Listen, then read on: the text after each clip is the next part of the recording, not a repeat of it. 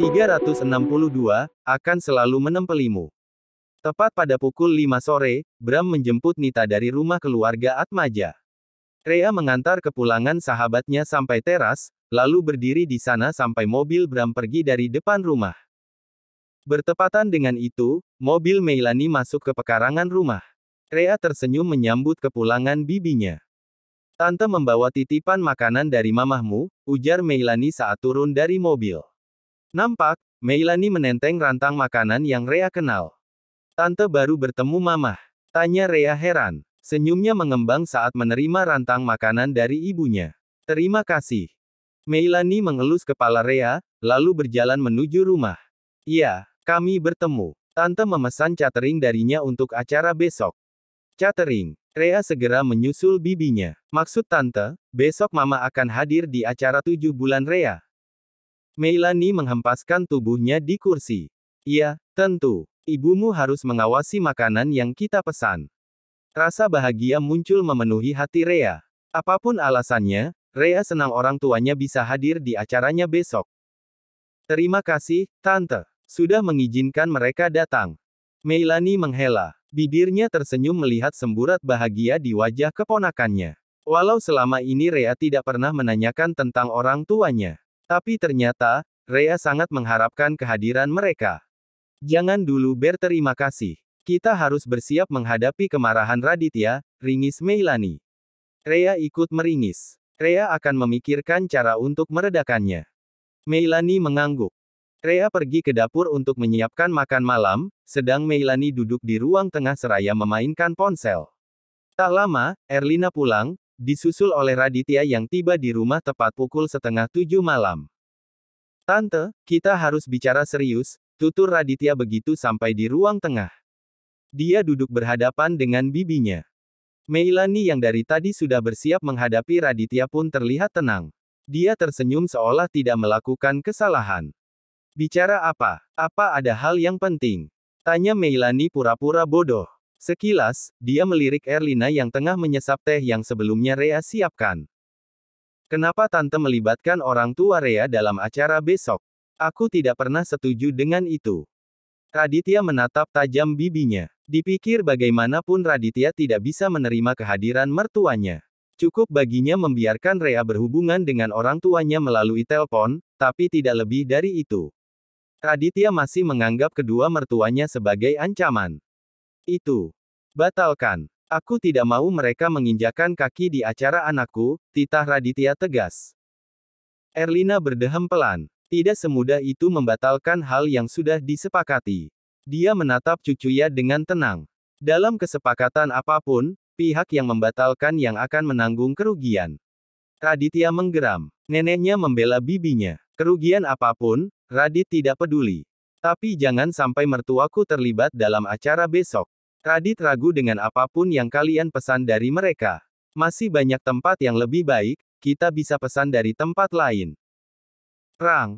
Raditya, Meilani dan Erlina kaget mendengar suara pecahan. Nampak, baki yang Rhea bawa jatuh. Rhea menatap Raditya dengan mata berkaca-kaca. Tersinggung dengan ucapan suaminya. Tanpa mengatakan apapun, Rhea berbalik menuju kamarnya. Sial, umpat Raditya. Dia berlari menyusul istrinya yang memasuki lift. Rhea tunggu. Dengarkan aku. Rhea menutup pintu lift. Meninggalkan Raditya yang hampir sampai di depannya. Rhea keluar dari lift, bertepatan dengan itu Raditya datang dari arah tangga. Buru-buru, Rhea menuju kamar. Dia hendak menutup pintu, namun kaki Raditya lebih dulu menghalangi daun pintu. Dengarkan penjelasanku. Jangan marah. Pergilah.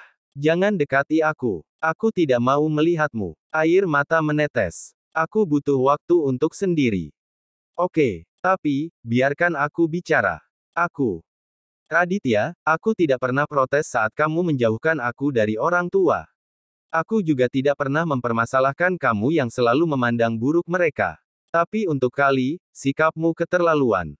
Kamu merendahkan mereka. Aku tidak bisa menahan amarah untuk kali ini, potong Rhea. Napasnya terengah menahan marah. Raditya kaget melihat kemarahan istrinya. Tanpa sadar, dia menarik kakinya dari daun pintu. Lakukan apapun sesukamu. Tapi jangan harap besok aku akan keluar kamar untuk hadir di acara itu. Rhea menutup pintu dengan keras, lalu beranjak menuju tempat tidur. Rhea mematikan lampu, lalu memejamkan mata untuk menenangkan diri. Tidak dipedulikannya suara Raditya dan ketukan pintu yang siang bersahutan. Rhea butuh tidur untuk meredakan emosinya. 2 jam kemudian, Rhea terbangun saat sebuah tangan melingkari pinggangnya. Rhea mengerutkan alis, seingatnya pintu kamar sudah dikunci. Bagaimana kamu bisa masuk? Tanya Rhea dengan suara parau. Dia masih membelakangi Raditya yang memeluk pinggangnya. Ada kunci cadangan. Suara Raditya terdengar berat. Seperti orang yang kesakitan, Rhea segera berbalik. Nampak, wajah Raditya yang terlihat lelah. Hati Rhea mencelos melihatnya. Kamu curang. Aku masih marah. Raditya mengusap wajah Rhea, membenahi helaian rambut yang menempel di wajah Rhea, karena air matanya yang mengering. Marahlah. Tapi dalam pelukanku. Raditya mengecup kening istrinya. Rhea mencebik. Aku sedang tidak mau melihatmu. Kamu membuatku kesal. Kalau begitu, pejamkan mata. Jangan melihatku. Tapi, biarkan aku memelukmu. Raditya menatap Rhea dengan lekat. 2 jam waktu yang lama untuk menghukumku. Jangan hukum aku lebih dari itu. Aku tidak menghukum. Aku hanya kesal padamu. Tapi kamu memintaku pergi dan tidak mendekatimu. Menurutku itu hukuman. Rhea diam. Matanya menilik wajah suaminya. Sudah 2 jam aku marah. Raditya mengangguk. Lalu, apa yang kamu lakukan selama itu? Tatapan Rhea meredup melihat kelelahan yang terlihat semakin kentara dalam sorot mata suaminya. Berdiri di depan pintu. Berharap kamu keluar dan mengajakku masuk. Rhea terdiam. Tangannya terulur mengelus wajah suaminya. Lalu, kenapa sekarang kamu masuk sendiri? Kamu bosan menungguku? Tidak. Raditya meraih tangan Rhea, lalu mengecupnya. Setelah aku pikir-pikir, kamu berada di kamar ini sendiri dalam keadaan marah. Aku khawatir membayangkanmu menangis sendirian. Karena itu aku masuk. Hati Rhea menghangat. Amarahnya mereda. Dia memang kesepian di kamar tanpa suaminya. Karena itu, marahlah di dekatku. Menangislah dalam pelukanku. Aku akan diam sampai kemarahanmu hilang. Rhea memeluk suaminya, merapatkan kepala ke dadanya. Tidak bisakah kamu membiarkan mama dan papa datang ke acara besok? Raditya diam. Tangannya terukur mengusap kepala istrinya. Aditya, Rhea mendongak. Dia menatap Raditya dengan tatapan memohon. Aku akan menjaga jarak dari mereka. Tapi setidaknya, biarkan aku melihat mereka. Raditya menghela. Tante Mei sudah melunasi pembayaran untuk makanan besok. Dan tidak ada lagi waktu untuk memesan makanan dari tempat lain. Jadi, mau tidak mau mereka harus menyelesaikan kesepakatan dengan kita sampai selesai. Senyum Rhea mengembang. Jadi, besok mereka boleh datang. Tidak ada jalan lain. Aku tidak mau merugi. Besok jangan jauh-jauh dariku. Rhea mempererat pelukannya. Tidak akan. Aku akan selalu menempelimu seperti ini. Rhea terkekeh. Aditya. Terima kasih. 363, kebaikan terakhir. Hari acara 7 bulan Rhea tiba. Dari semalam, banyak orang yang berlalu lalang di pekarangan rumah keluarga Atmaja untuk mempersiapkan acara. Nampak, Meilani yang sibuk mengawasi para pekerja. Apa Tante Mei tidak lelah? Sepertinya semalaman Tante belum tidur, tutur Rhea. Dia berdiri di balkon seraya memperhatikan bibinya. Raditya menghampiri Rhea, lalu memberikan segelas coklat panas padanya. Biarkan saja. Tante Mei memang seorang event planner dari dulu dia senang merancang acara. Promosi perusahaan, perayaan ulang perusahaan dan event perusahaan lainnya dia yang selalu handle. Tante tidak mungkin lelah, karena itu hobinya. Rhea mengangguk. Dia duduk di kursi, lalu menyesap coklat di gelasnya. Sebentar lagi Dokter Mira datang. Dia akan memeriksa keadaanmu dan bayi kita. Raditya ikut duduk menyusul istrinya. Rhea kembali mengangguk. Dia tersenyum tipis. Sebenarnya, Rhea gugup menghadapi acara hari ini. Erlina membuat acara besar-besaran untuknya. Bukan hanya mengundang kerabat, tapi Erlina juga mengundang anak panti, rekan bisnis dan beberapa kenalnya untuk datang. Acara Rhea tidak kalah besar dengan acara nikahan Franz. Apa acara sore nanti akan berjalan lancar? Aku gugup, aku Rhea pada suaminya. Raditya mengusap kepala istrinya. Ada aku bersamamu. Tidak ada yang perlu kamu khawatirkan. Tepat pukul 8 pagi, Rea menjalani pemeriksaan dengan Dokter Mira dan kedua dokter lainnya. Dokter Mira menanyakan tentang kontraksi yang sering Rea alami. Lebih sering terjadi. Kadang, terasa sangat ngilu. Apa mereka baik-baik saja? Rea memperhatikan gambar USG bayi pada layar monitor di hadapannya. Semuanya baik. Dokter Mira melirik Rea. Kita harus sebisa mungkin mempertahankan mereka agar terlahir normal. Akan berbahaya untuk salah satu bayi jika lahir secara prematur. Rea menarik napas. Melegakan dadanya yang terasa sesak. Dia selalu merasa tegang setiap menjalani pemeriksaan. Karena dokter pasti mengabarkan tentang kedua bayinya. Tenanglah. Yang terpenting, kamu tidak boleh stres. Kita pasti bisa melewati semuanya. Raditya mengecup kepala istrinya. Rea bersyukur, Raditya selalu mendampinginya selama pemeriksaan. Dokter Mira dan dua dokter lainnya saling bertukar pandang. Iri dengan perhatian yang Raditya tunjukkan. Saya sudah meresepkan obat untuk Anda. Diminum 2 butir setiap hari, sebelum tidur. Baik, jawab Rea menimpali. Dokter Mira mengambil obat dari dalam tasnya. Dia menuliskan sesuatu di atas kertas yang tertempel pada botol obat. Sebelum memberikannya pada Rea, Dokter Mira lebih dulu mengecek isi obat. Sudah menjadi kebiasaannya memeriksa isi obat, untuk kehati-hatian. Dokter Mira tertegun. Keningnya berkerut melihat butiran obat yang ternyata tidak sesuai dengan nama obat yang tertulis di permukaan botol. Sepertinya, saya lupa membawa obat yang tepat. Saya akan meminta perawatan untuk membawakan kemari.